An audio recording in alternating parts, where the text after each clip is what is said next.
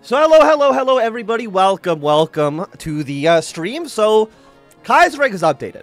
Version 1.0, they're no longer in beta anymore. No. And with the 1.0 update, Germany, after I think literally, what was the last Germany update? Probably like 4 years ago maybe. Germany's gotten a massive update, and we're going to be playing them today. So I will say, before we get started here, this little opening blurb is 6 pages long, and they all scroll. So the very first episode of this series is going to be mostly me reading this stuff, okay? So if you're not interested in reading in this little opening blurb, maybe just skip this episode. Anyways, the place in the sun. For the past 17 years, the German Empire has enjoyed its rightful place in the sun that was promised by the Reichskarl Bernhard von Bülow. Defeating the Entente in the Weltkrieg, seizing a worldwide colonial empire, and earning a flock of satellites in Central Europe. It established itself as a preeminent economic, diplomatic, cultural, and military power of Europe, if not the entire planet. From literature to finance, the German language is growing as a new lingua franca, while the word of the Foreign Secretary of Berlin can make entire countries bow, from petty dictatorships in the Americas to warlords on the coast of the Yellow Sea. The end of the Weltkrieg saw the final victory of the parliamentarian process, which began during the war. The Kaiser and Reichstag prevailed over Ludendorff's ambitions and proclaimed in the March reforms to the Bismarckian Constitution, ushering in greater power to the legislature and partial parliamentary control of the Reichskanzler. I don't know what that actually is. The two following decades have been marked by a consensus of middle-class liberals, Catholics, and moderate conservatives, and has seen a string of Reichskarls seeking to maintain the achievements of the March Constitution. Times are changing, however, and this consensus will not last. A few months ago, the March Constitution between the LVP and his interim collapsed, and a fallen government now sits in Berlin. New election in the Reichstag approach in April, and it's becoming increasingly clear that the initiative in Parliament will be held not by the Liberals or the Catholics, but by the Socialists and the SDP. Or possibly even a hardline conservative bloc of the DKP and the DVLP. The aging Kaiser and his crown prince search for an alternative solution to the deadlock, however, if it means a death blow to the empire's democracy. When even the sentinel of the New World Order wavers, uncertain of its future, what can the rest of the world do but worry for what's to come? It'd be, okay, so Chancellor? I might just say Chancellor from now on. It'll be easier for me. When the armistice, okay, the end of the Weltkrieg. When the armistice between the remaining Allied power and the Central Powers was signed on the 12th of August 1919 in the beautiful castle of Chantilly in the northeast of Paris, the German people rejoiced, realizing that the devastating Weltkrieg had finally found an end after 5 years of intense fighting. However, while Germany had essentially emerged as the glorious victor in the conflict, the nation was in dire straits. The British naval blockade had caused countless deaths due to the starvation disease, the German forces in the west were war-weary after dozens of bloody offenses in the no-man's land, and the people on the home front were thirsty for reforms to an outdated political system.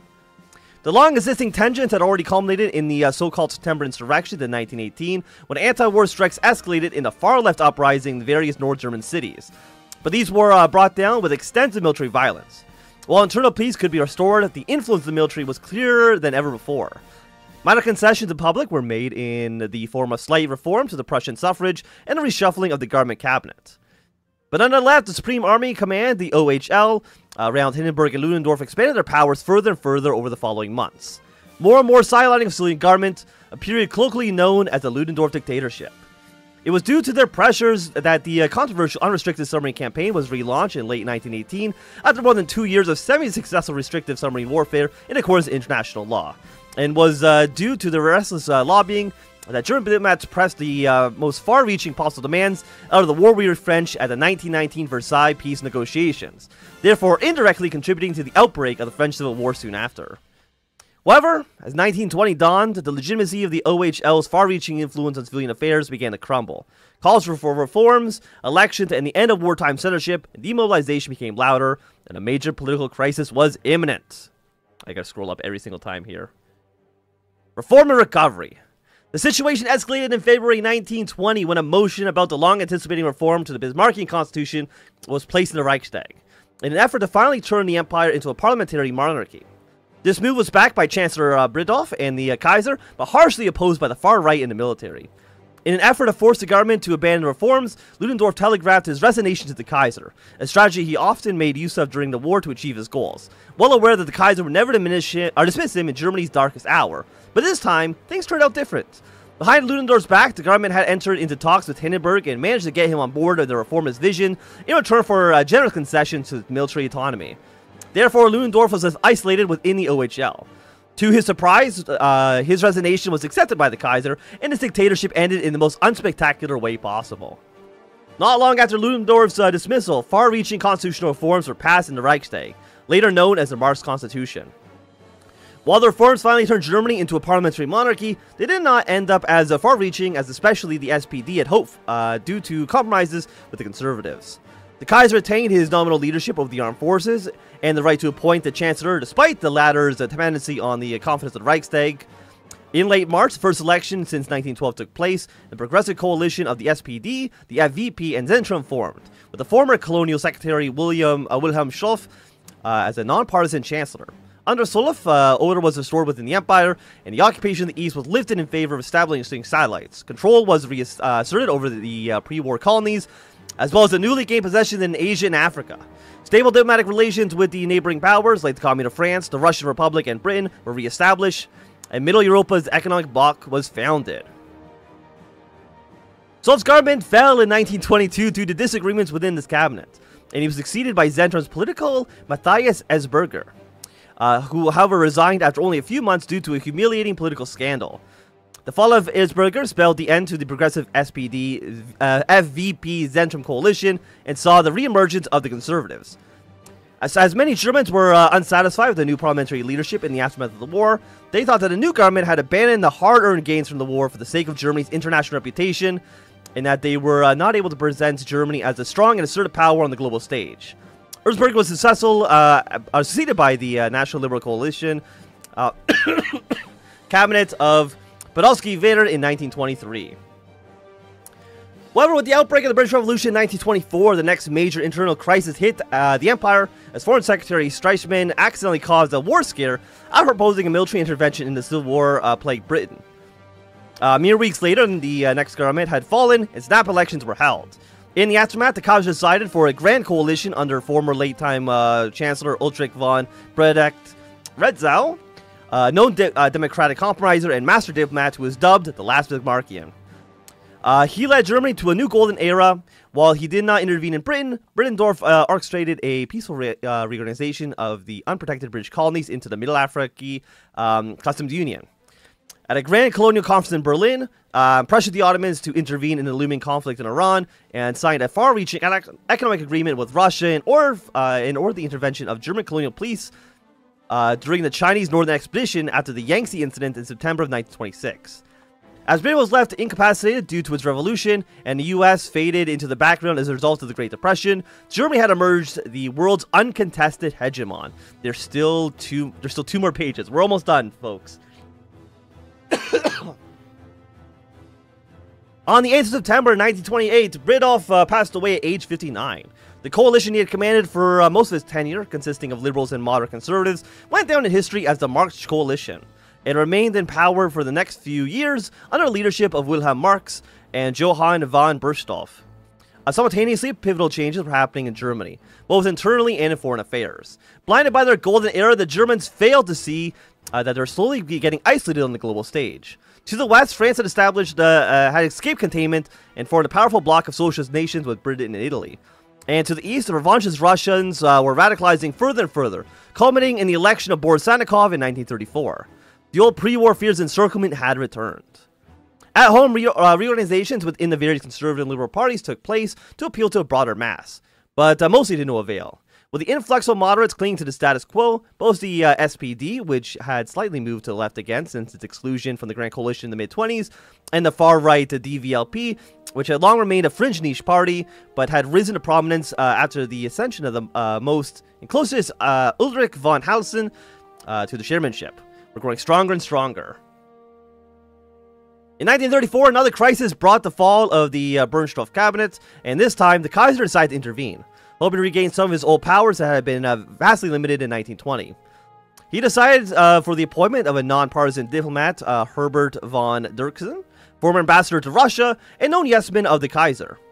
From the very beginning, the minority government suffered from severe difficulties of finding majorities in the Reichstag and to pass laws, but any proposal of getting rid of the Chancellor via a vote of no confidence died down once it became clear that the permanent opposition, the DVLP and the SPD, would not back such plans. Well aware that it would be more beneficial for them to wait for the approaching election in 1936, where both parties would surely have the prime chance to successfully ascend to the government. As 1935 comes to an end, the situation is looking dire for Dirksen. Especially with the tumultuous situation in nearby Norway, far-reaching changes lie ahead for the German Empire, that much is certain. Walks back in. The Kaiserreich devs really decided to challenge TNO for the title of German Victory visual novel. Looking forward to pronunciations. Look, they're not gonna be great, okay? I get that. Excuse me. This is the last page, okay? We're almost there. The March reforms of the Bismarckian Constitution were a compromise between the emboldened reformist legislator and the conservative establishment, but were nonetheless a major step in the direction of true constitutional monarchy in the German Empire. By far the most important reform in the package was that of the Reichstag now had the ability to remove the Chancellor in a vote of no confidence, or indict him in a constitutional court for vast violations of conduct and duties. Though the Chancellor appointments were nonetheless vested solely in the Kaiser, he now had to keep the intention of the Reichstag in mind when choosing his favorites. Depending on whether there was an obvious coalition of the Reichstag or it was fractured, the Chancellors have since wavered between partisan politicians and tolerable favorites of the Kaiser. Additionally, the Chancellor is now responsible for all political actions of the Kaiser. The members of the Reichstag can simultaneously be members of the government, and declaration of war, as well as peace treaties, now require the Reichstag's assent. The minimum voting age of 25 was reduced to 21, and redistricting of the Reichstag constituencies took place, reducing the powers of enlarged rural constituencies and establishing multi-member constituencies in major cities, where partial proportional voting reigns. Finally, though it was implemented the year prior, rather than during the March reforms in 1920, the despised three-class franchise in Prussia was replaced with a system already tested in Saxony and other constitute German states: plural voting. A system in which each citizen starts with one vote, but can get up to 8 votes during, through fulfilling certain wealth and education qualifications. Though it's much less in balance, it nonetheless helps contain social democrats and liberal movement in Prussia. Okay, we're starting. Let's go. It's January 1st. We're 12 minutes in. So let's see. How many divisions do we actually have? No, I want to shift-click U. 73. Okay, I mean, that's not bad. Split U, split U, split U. So we're going to have 4 armies here underneath 1 field marshal. Who do we got? Got a 3-3-4-4. We'll go with 4-4-4-3. He seems pretty good. Entrenchment, attacking +1. Cheaper promotion cost. Yeah, we'll go with you. And then for our armies here, we got a 5-5-3, 4-3-4-4, 3-3-4-3. Let's get you here as well. Okay. So we're going to draw 1 line, 2 lines, and then we'll probably... we want to put these units on the border with Russia at some point. I guess we can probably just do that now, right? Have you stretch your way to here. We're going to have you in Ruthenia. And I'm going to assume that the Ukrainians can probably defend themselves a little bit better than the other two. Okay? Okay, national focus. So we have our brand new focus tree here. Always false. I think I literally only have 1 option, so I guess we'll do Master of the World. 21 days on you. And, excuse me. So there are some changes, of course. Boris Savinkov is now just the leader of Russia. He just starts off, in charge. Okay, what do we have? Army of Experience will take you. Ostpolitik. Our empire in the east spans from the Baltic to the Black Sea.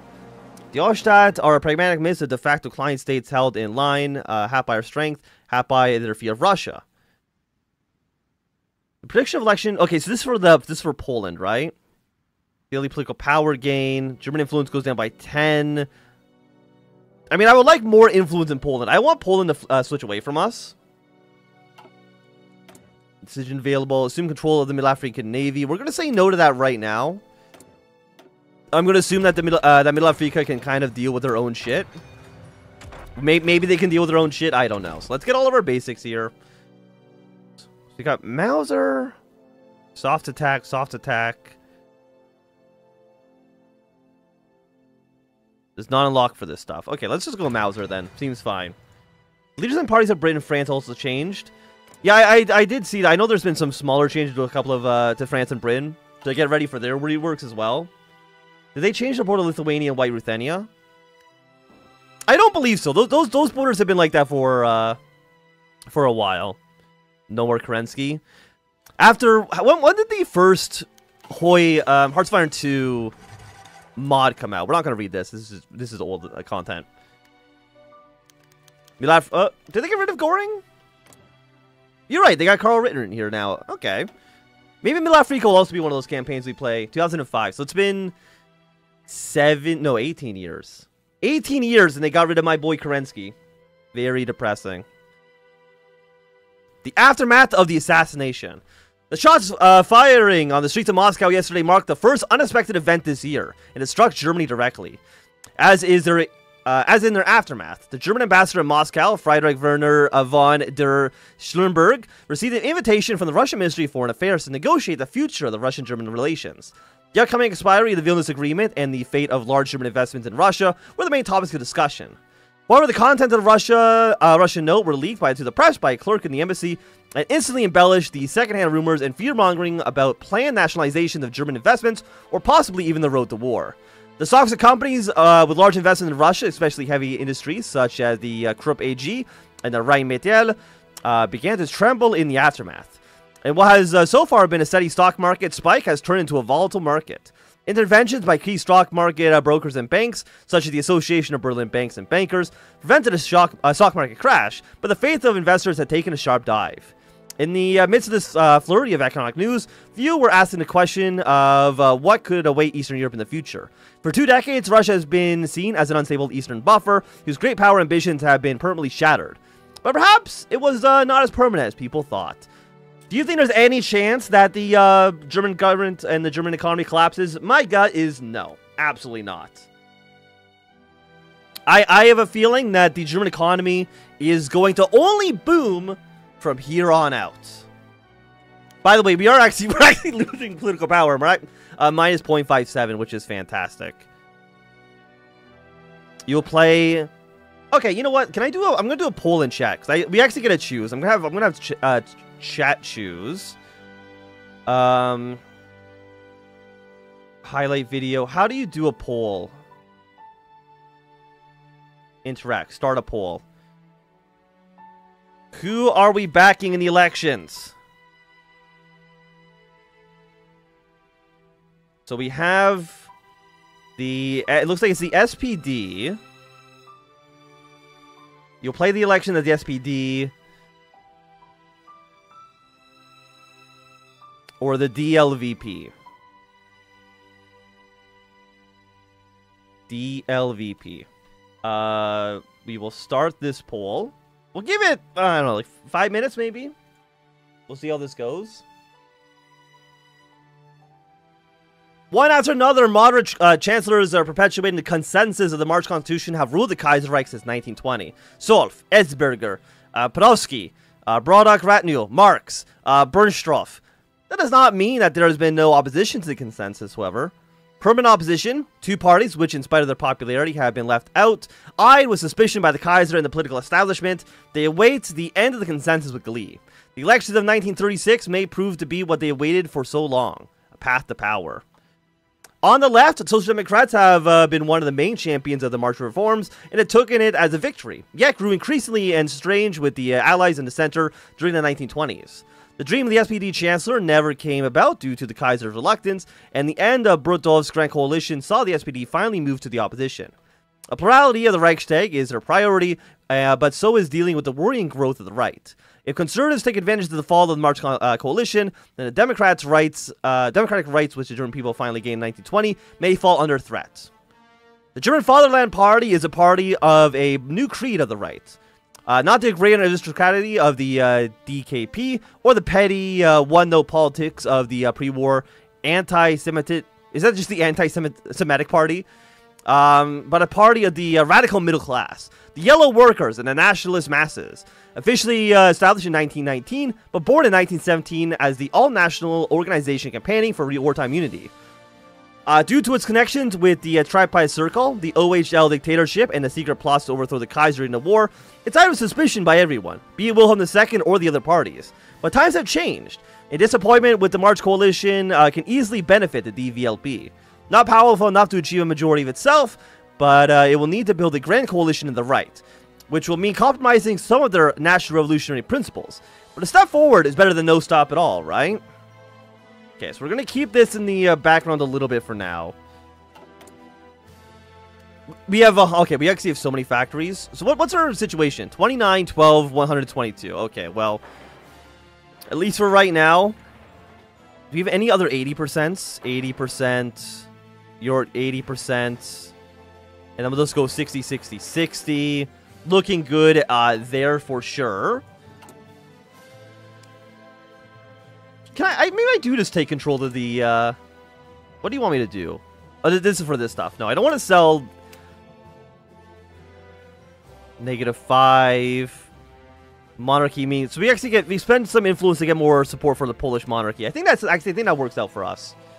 I think that works out for us. Okay, so let's see.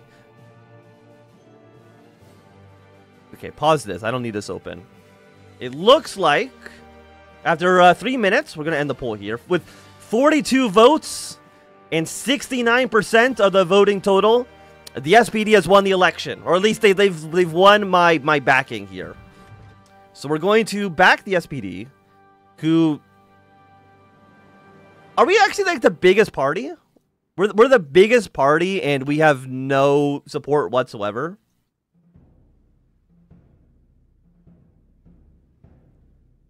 Wait, Germany had an actual, the anti-Semitic party? I think during the Dreyfus affair in France, wasn't one of the parties called the anti-Semitic party?